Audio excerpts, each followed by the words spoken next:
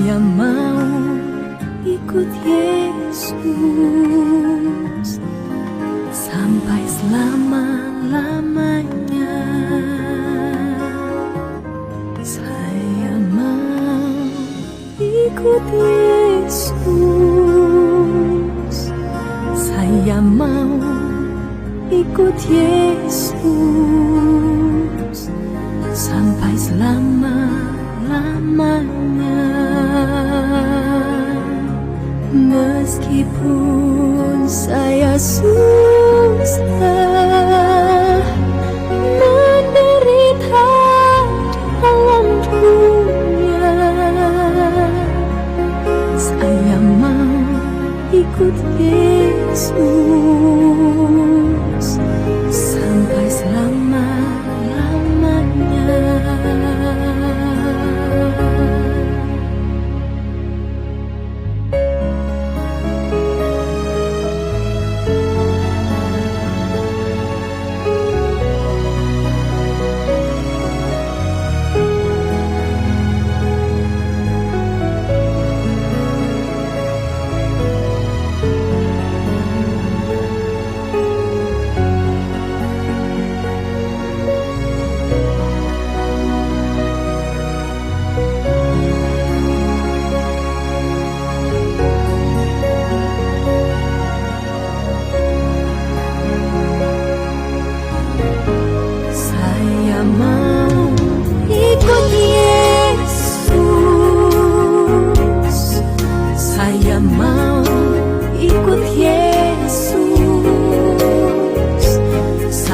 Selama-lamanya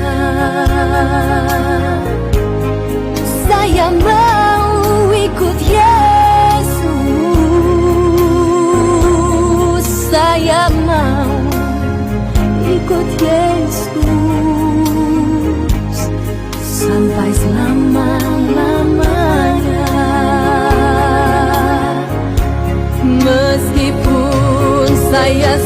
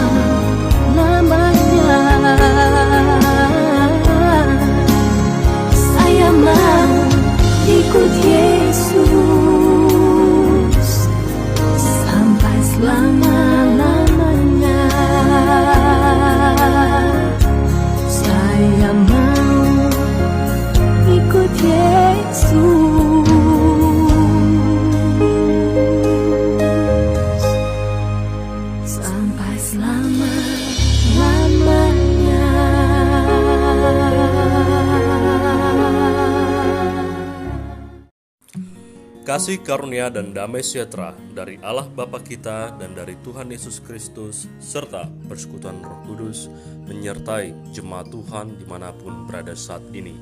Renungan di Minggu masa Prapaskah Lent kedua tanggal 28 Februari 2021 dengan tema menyangkal diri, memikul salib dan mengikut Yesus.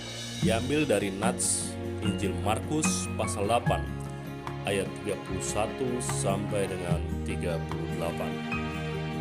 Saudara-saudara yang dikasihi oleh Tuhan kita Yesus Kristus, ada pertanyaan demikian. Siapakah Yesus bagi kita pada zaman modern ini dan bagaimana kita mengikutinya? Zaman dulu di kota Kaisarea Filipi, Tuhan Yesus pernah bertanya kepada murid-muridnya, demikian, kata orang, siapakah aku ini? Kemudian Tuhan Yesus bertanya lagi, Tetapi apa katamu? Siapakah aku ini? Maka Petrus menjawab, Engkau adalah Mesias, Anak Allah yang hidup. Lalu Yesus melarang keras supaya jangan memberitahukan kepada siapapun tentang Dia. Kenapa harus dilarang? Sebab Yesus sungguh tahu bahwa murid-muridnya memahami Yesus sebagai Mesias secara duniawi atau secara politik duniawi dan penakluk musuh atau penjajah. Sebaliknya, Yesus yang diurapi atau Mesias yang menyebut dirinya sebagai anak manusia 3 kali mengajarkan secara khusus kepada murid-muridnya bahwa dia harus menderita dan ditolak oleh tua-tua, imam-imam kepala dan ahli-ahli Taurat, lalu dibunuh dan bangkit sesudah 3 hari untuk menaklukkan kuasa dosa dan maut dan menjadi juru selamat. Berkaitan dengan pengajaran tersebut, Yesus memanggil murid-muridnya serta berkata, Setiap orang yang mau mengikut aku, ia harus menyangkal dirinya, memikul salibnya, dan mengikut aku. Dalam konteks perikop ini, Yesus hendak menegaskan kepada murid-muridnya dan kepada kita masa kini mengenai harga seorang murid. Dalam rangka mengikut Yesus, yaitu meliputi 3 poin utama, yakni yang pertama, menyangkal diri, yang berarti tidak mendahulukan kehendak kita sendiri tetapi menyesuaikan dengan kehendak Tuhan. Dan yang kedua, memikul salib, artinya rela menderita karena kebenaran di dalam Kristus. Salib Kristus adalah lambang penderitaan, kematian, kehinaan, cemoohan, penolakan.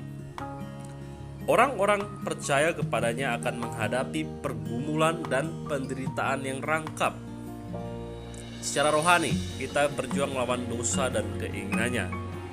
Kita menderita dalam perang melawan kuasa iblis, setan, dan kegelapan saat kita mendahulukan kerajaan Allah. Dan secara duniawi, kita akan menderita dari para pihak pemutar balik Injil, dibenci dan diejek oleh pihak dunia ketika kita bersaksi mengenai Injil Kristus, dan juga oleh dunia agama-agama yang menolak pemberitaan Injil Kristus. Dan terakhir, mengikut Yesus. Istilah mengikut di dalam bahasa Yunani artinya adalah matetais atau matete, berarti berjalan di belakang, yaitu menapaki jalan Yesus. Saudara-saudara, ada harga untuk menjadi seorang murid dalam rangka mengikut Yesus dengan setia. Mengikut Yesus berarti menyangkal diri, memikul salib setiap hari, rela menderita karena kebenaran di dalam Kristus. Yesus telah menjelaskan bahwa ada 2 pilihan, yaitu seseorang dapat mencoba untuk menyelamatkan nyawanya, tetapi kemudian ia akan kehilangan nyawa. Atau seseorang kehilangan nyawa karena Kristus Yesus dan karena Injil, namun kemudian ia akan memperoleh kehidupan yang kekal. Perihal untuk memiliki kehidupan kekal, hanya ada 1 pilihan, yakni setia sampai mati di dalam Kristus Yesus. Saudara-saudara yang terkasih dalam Tuhan, mengikut Yesus adalah anugerah, karena peristiwa Yesus adalah anugerah yang mahal dari Allah yang tidak boleh dijual murah. Marilah menyangkal diri, memikul salib setiap hari, dan mengikut Yesus. Itulah jalan yang mesti kita tapaki, yaitu jalan salib sebagai harga yang pas, tanpa diskon, dan tidak ada jalan pintas. Adakah upah mengikut Yesus? Upahnya adalah memperoleh hidupan kekal di surga dan juga penyertaan Tuhan selama kita hidup di dunia ini. Itulah kata Tuhan Yesus, dan itu dijamin di dalam Tuhan Yesus. Kiranya damai sejahtera Allah yang melampaui segala akal akan memelihara hati dan pikiranmu dalam Kristus Yesus. Amin.